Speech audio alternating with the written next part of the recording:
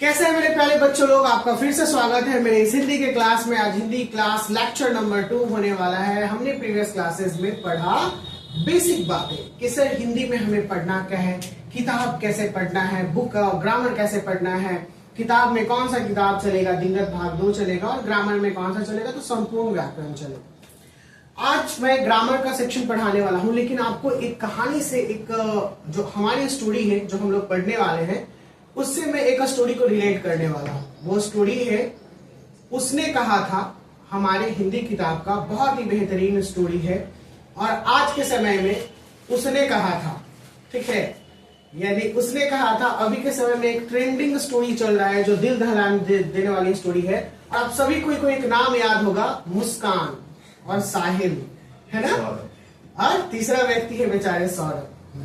प्यार होता है, देखिएगा, पहचानना है, दोनों को कहानी को रिलेट करना है कि पहले की कहानी क्या होती थी और रियलिटी, ये रियल सच्ची घटनाओं पर ही आधारित कोई भी कहानी बनता है। फैसिनेटिंग नहीं होता है। कोई भी जो लेखक होते हैं वो कहीं देख के उस चीजों को अपने मन में बसाते हैं और उसके बाद वो लिखते हैं। आपने कई ऐसे स्टोरी को देखा होगा और वो सच्ची घटनाओं पर आधारित लिखी जाती है। नीचे कई काल्पनिक कहानियां भी बनती है, लेकिन वो काल्पनिक कहीं ना कहीं जाके सच होती है और कहीं ना कहीं वो सच होती है तभी कोई कल्पना में आता है। सारी स्टोरी काल्पनिक नहीं होती है। ये स्टोरी जो है दिल दहला देने वाली, हम लोग को पता है ये स्टोरी मेरठ से है। सौरभ कुमार प्यार करने वाले एक ऐसे बंदे हैं जो अपनी मुस्कान को बहुत दिलो जान से प्यार करते हैं, बहुत अच्छे जगह पे प्लेस्ड भी हैं, यानी डेफिनेटली वो नेवी में है और उनकी सैलरी भी बहुत अच्छी होगी और सभी को का ड्रीम होता है कि वो लंदन में जाके बसे, लंदन में काम कर रहे हैं। एक वाइफ को और क्या चाहिए था। और हालांकि ये जो कहानी शुरू हुई है ये लव स्टोरी से शुरू हुई है। ये डायरेक्टली नहीं कि अरेंज मैरिज हुआ, दोनों में मिसअंडरस्टैंडिंग था, हमारा तिथि हो गया। लव, प्यार एक बहुत ही अनोखा चीज होता है। जब इसमें जो होता है ना, फिर दुनिया कुछ नजर ही नहीं आता है, बस प्यार ही दिखाई देता है और प्यार ही समझ में आता है कि ये प्यार है।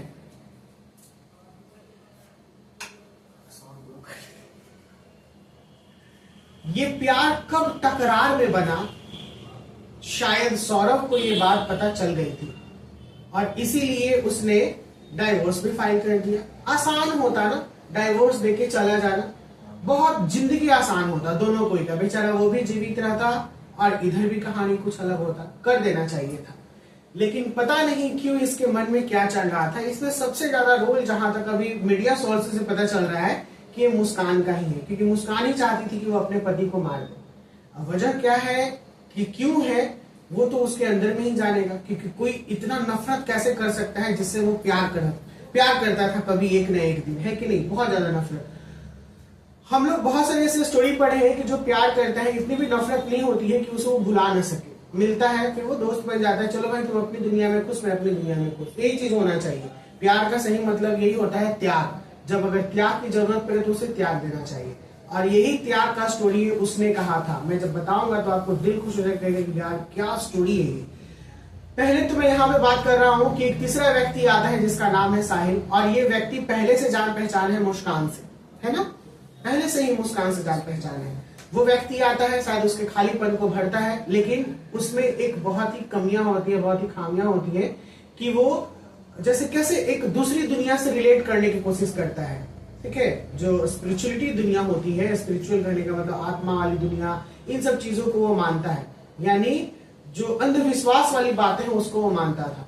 और मुस्कान इसी का फायदा उठा के पहले क्या की, पहले वो उसकी माँ, मरी हुई माँ बन के उसको वो मैसेज करने लगे और उससे वो कन्वर्ट हो गया, उसका माइंड हो गया कि मुस्कान बहुत अच्छी लड़की है, तुम उसे प्यार करो, और शायद इससे वो बदल के उसे फिर से प्यार करने लगा और उसी का फायदा उठा के मुस्कान उसके मर्डर का प्लान करने लगी। किसके मर्डर का? अपने हस्बैंड का, सौरभ का, जो कि बहुत ही गलत था, ये होना नहीं चाहिए था। प्यार होता है, नहीं पसंद है छोड़ दीजिए, आप उसके साथ चले जाइए। जबकि वो राजी भी हो गया था, शायद वो डाइवोर्स का, चाहे यहाँ तक कि वो अपनी बेटी को लंदन भी ले जाना चाहता था और ये सारी चीजें मैंने जहां तक देखा। मैं बहुत दिन के बाद इस स्टोरी को देखा क्योंकि इस स्टोरी मतलब कुछ ऐसी घटनाओं पे मुझे बहुत ही अजीब लगता है, देखने का मन नहीं करता। नहीं कहते कि क्या बना दिया यार, क्या ये दुनिया चल रहा है।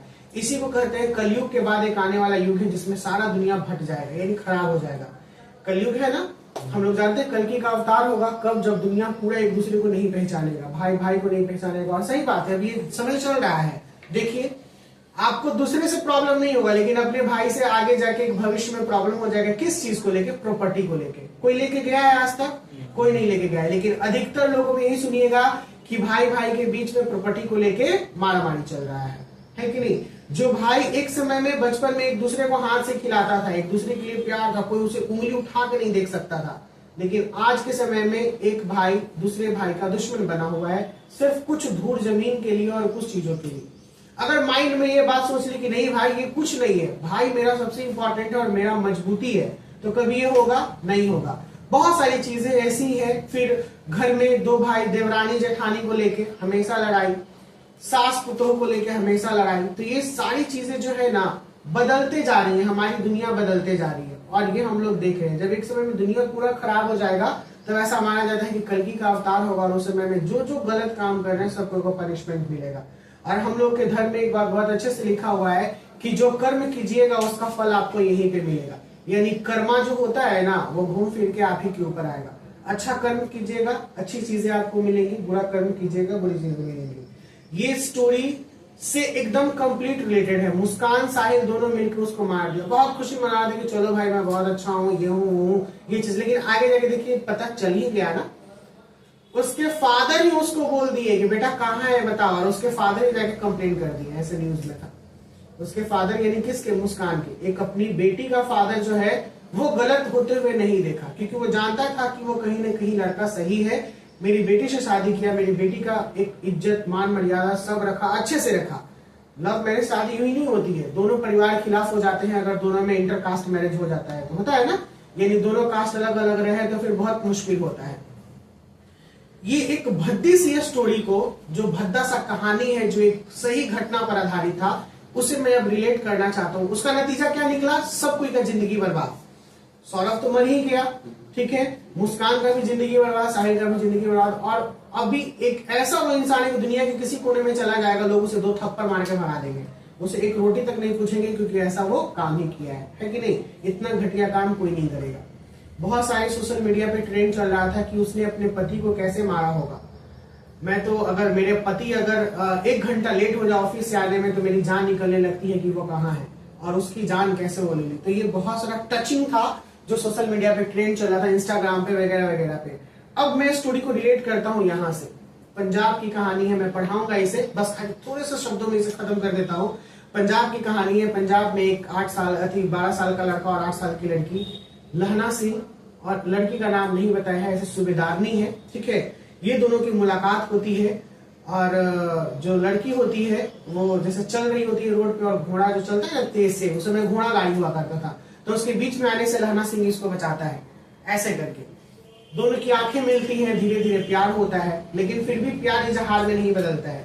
लास्ट में सिर्फ पूछता है कि तेरी कुरमाई हो गई। कुरमाई का मतलब होता है मंगनी, ठीक है ना। शुरुआत में ही चीज होता था, तो पहले 2-3 बार बोली नहीं, लेकिन लास्ट में बोली कि धत, और हंस के फिर चली गई। मतलब धत, देखते नहीं हो ये रेशम का दुपट्टे वाला साल, इसका मतलब होता है कि उसकी मंगनी होगी। और जिस दिन उसे पता चलता है लहना सिंह को इसकी मंगनी होगी, लहना सिंह एकदम आपा खो देता है। आपा खोने का मतलब होता है कि वो अपने आप में नहीं रहता है, थोड़ा उदास हो जाता है, गुस्सा हो जाता है कि यार ये क्या हो गया जा, यानी वो अंदर अंदर सोचता होगा कि जिससे मैंने प्यार किया उसकी मंगनी हो गई। समझ में? अब सीन यहाँ पे खत्म हो गया, यानी उसके मन में प्यार था, सीन खत्म। लहना सिंह बड़ा हो गया, जाके आर्मी में चला गया, सेना में लड़ने लगा जर्मनी से। एक समय ऐसा कि छुट्टी लेके जब वापस आया तो उसी जिस बटालियन में वो था, उसका जो सीनियर था, ठीक है, वो कहा कि मेरे घर से होते हुए आना, थोड़ा तार देना है, और उसका बेटा था बोधा सिंह, उससे मिल के आना है। तो गया, तो फिर जाता है अंदर, तो सूबेदारनी से पाला पड़ता है। वो नहीं पहचानता है कि सूबेदारनी, लेकिन सूबेदारनी उसे पहचान जाती है और वो कहती है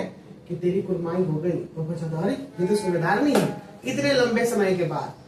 और सिर्फ एक वचन लेता है, सूबेदारनी लेती है कि जैसे तुमने मेरी रक्षा की थी इतने साल पहले, वैसे मेरे बेटे और मेरे पति की भी रक्षा करना, ठीक है ना, यानी उसको बचाना जो भी हो। तो वो बोलता है कि ठीक है। उसके बाद चला जाता है और ये प्रमाणित कर देता है। युद्ध में लहना सिंह मर जाता है, लेकिन उसके बेटे को और उसके पति को बचा लेता है, क्योंकि दोनों फौज में ही थे। उसे गोली लग जाती है, उसे मौका था जाने का, लेकिन वो नहीं जाता है। वो उसके बेटे को और उसके पति को पहले भेज देता है, क्योंकि जानता है कि फिर से आने में बहुत देर हो जाएगी गाड़ी को, और तब तक मैं मर जाऊंगा, और वो सही में मर जाता है। तो ये था एक बलिदान की कहानी जिसके साथ कुछ नहीं भी हुआ, एक छोटा सा इमोशंस जगा था, फिर भी वो व्यक्ति क्या हो गया, एक शब्द के लिए, अपने वचन के लिए, यानी उसने कहा था कि मेरे पति और मेरे बच्चों को बचा दे। तो ये कहानी और एक आज की कहानी जो चल रहा है, कितना दोनों अलग है। ये दिल को छू जाने वाली कहानी है। तो ऐसे ऐसे किताब में हमें पढ़ने के लिए मिलेगा और बहुत सारी चीजें मिलेंगी जो हमारे दिल को टच करेंगे। बहुत सारी कहानियां हैं, बहुत खुशी लगेगा इस चीज को जान के। चलिए बच्चे लोग, आज आते हैं हम लोग अपने न्यू सेशन पे, जो कि वर्णमाला पढ़ेंगे। क्या पढ़ेंगे? वर्णमाला। वर्णमाला होता क्या है हम लोग जानेंगे, ध्यान देना है इस पे। हम लोग का सबसे पहला क्लास है आज का सेक्शन वर्णमाला, जिसे हम लोग कहते हैं अल्फाबेट्स। क्या कहते हैं? अल्फाबेट्स। इसे कहते हैं अल्फाबेट्स। मैंने आपको कहा था कि हमारी भाषा जो होती है, हमारी भाषा पहले बहुत अलग अलग थी, लेकिन प्राचीनतम समय में एक भाषा बहुत ही प्रख्यात और पॉपुलर है जिसका नाम था संस्कृत। और लगभग संस्कृत भाषाओं से ही बहुत सारी भाषा निकल के आई है। जैसे हम लोग भाई बोलते हैं तो ये भ्राता से निकल के आया, माता बोलते हैं, ये मात्र से निकल के आया, ये सारे संस्कृत वर्ड से निकल के आया। तो हमारा संस्कृत जो है एक ओरिजिन कहा जाता है इन सब भाषाओं का, जो हिंदी भाषाओं का।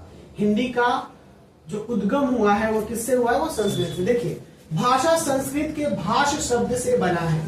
भाष का अर्थ है बोलना। क्या होता है? भाष का अर्थ है बोलना। ये भाष का अर्थ है बोलना। भाषा की सार्थक इकाई वाक्य है। यानी जब भाषा होता है, लैंग्वेज, तो बहुत सारे बात हम लोग बोलते हैं तो वो भाषा कहलाती है, और इसका इकाई क्या हो जाएगा? वाक्य है। वाक्य यानी सेंटेंस। बहुत सारे बातें हमने बोल दिया, इट्स लाइक अ स्टोरी, लेकिन एक सेंटेंस होगा ना, उसने कहा था लाइक इस तरीके से बहुत सारी बातें जो हमने की, वो चीज कुछ